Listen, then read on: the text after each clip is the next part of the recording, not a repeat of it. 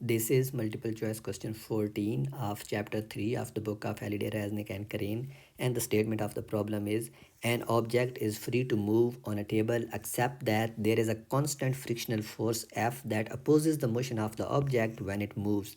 If the force of 10 Newton pulls the object, the acceleration is 2 meters per second square.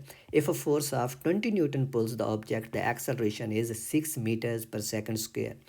Then we are supposed to find A what is the force of friction and be what is the mass of the object. तो हमारे पास ये situation है कि एक object है जो एक मेज़ की सरफेस के ऊपर पड़ा हुआ है, और अगर हम उसके ऊपर 10 न्यूटन की फोर्स लगाते हैं तो उसके अंदर जो एक्सेलरेशन प्रोड्यूस होता है वो 2 मीटर्स पर सेकंड स्क्वायर है। अगर हम उसी ऑब्जेक्ट के ऊपर 20 न्यूटन की फोर्स लगाते हैं तो उसमें जो एक्सेलरेशन प्रोड्यूस होता है वो 6 मीटर्स पर सेकंड स्क्वायर है। तो इस इंफॉर्मेशन से हमने उस ऑब्जेक्ट की मास कैलकुलेट करनी है, और जो टेबल और ऑब्जेक्ट के दरमियान फोर्स ऑफ फ्रिक्शन है उसको कैलकुलेट करना है। तो इसको हम न्यूटन सेकंड लॉ से कैलकुलेट कर सकते हैं। Let's make a diagram, a free body diagram, and then try to solve it using Newton second law.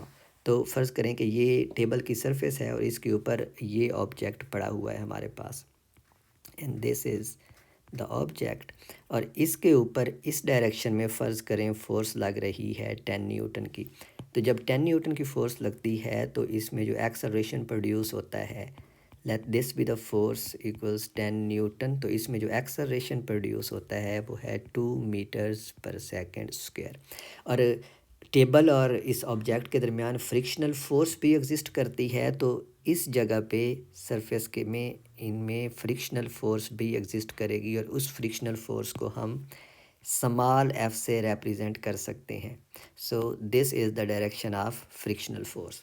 तो इसके ऊपर अगर आप न्यूटन सेकंड लॉ अप्लाई करेंगे तो ये बनेगा capital F minus small F equals मास टाइम्स एक्सेलरेशन, और ये लेफ़्ट साइड पे जो है ये सम ऑफ फोर्सेस है। और इस इक्वेशन को लिखने के लिए मैंने ये सपोज़ किया है कि जो पॉजिटिव एक्स एक्सिस है वो टुवर्ड्स राइट है और positive Y axis upward direction में है। और यही वजह है कि ये जो एफ़ है ये मैंने पॉजिटिव लिया है, और ये जो स्मॉल एफ़ है जो फ्रिक्शनल फोर्स है वो नेगेटिव ली है, क्योंकि स्मॉल एफ़ की डायरेक्शन जो है वो नेगेटिव एक्स की डायरेक्शन में है।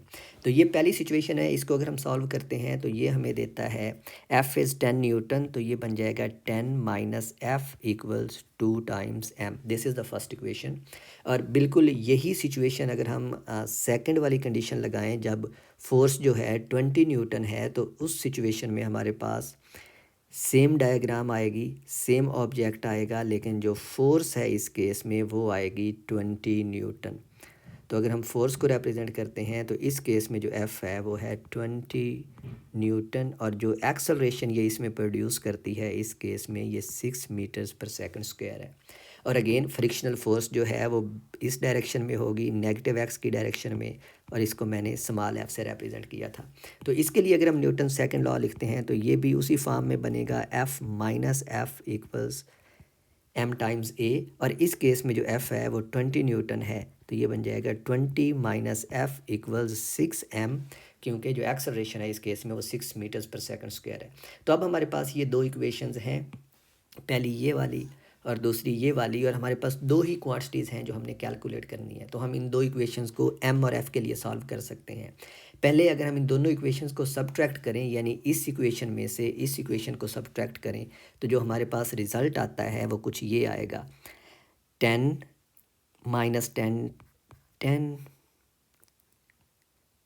Equals 4 M. अगर आप दोनों इक्वेशंस को सब्ट्रैक्ट करते हैं, अगर मैं सब्ट्रैक्ट करता हूँ तो 6 एम में से मैं 2 एम को सब्ट्रैक्ट करूँगा तो ये 4 एम आएगा। इस एफ़ में से जो कि नेगेटिव है, जब इस नेगेटिव एफ़ को सब्ट्रैक्ट करूँगा तो ये वाला जो एफ़ है ये पॉजिटिव हो जाएगा, तो नेगेटिव और पॉजिटिव ज़ीरो देंगे, और 20 में से 10 को सब्ट्रैक्ट करूँगा तो 10 रह जाएगा। तो यहाँ से हमारे पास जो पहली क्वांटिटी है यानी मैस है उसकी जो वैल्यू आती है वो है 2.5 किलोग्राम। तो ये हमारे पास मैस की वैल्यू आती है, और ये पार्ट बी है इस क्वेश्चन का। इस मैस की वैल्यू को अब हम इन दो में से किसी भी इक्वेशन में सब्स्टिट्यूट कर सकते हैं और फ्रिक्शनल फोर्स की वैल्यू कैलकुलेट कर सकते हैं। तो चलें हम इस इक्वेशन में सब्स्टिट्यूट करते हैं, जो ये वाली equation 10 minus F equals 2 times 2.5 जो हमने मैस कैलकुलेट किया है, तो ये बन जाएगा 10 माइनस एफ़ इक्वल्स 5, तो यहाँ से जो एफ़ की वैल्यू है वो आ जाएगी 5 न्यूटन। तो हमने एफ़ की वैल्यू भी कैलकुलेट कर ली जो पार्ट ए था। तो फ्रिक्शनल फोर्स 5 न्यूटन है और जो मैस है वो 2.5 किलोग्राम है। तो वापस अगर हम क्वेश्चन के ऊपर चलें तो फ्रिक्शनल फोर्स पार्ट ए है इस क्वेश्चन का और वो 5 न्यूटन आई है, तो ये वाला ऑप्शन सी सही है इस केस में।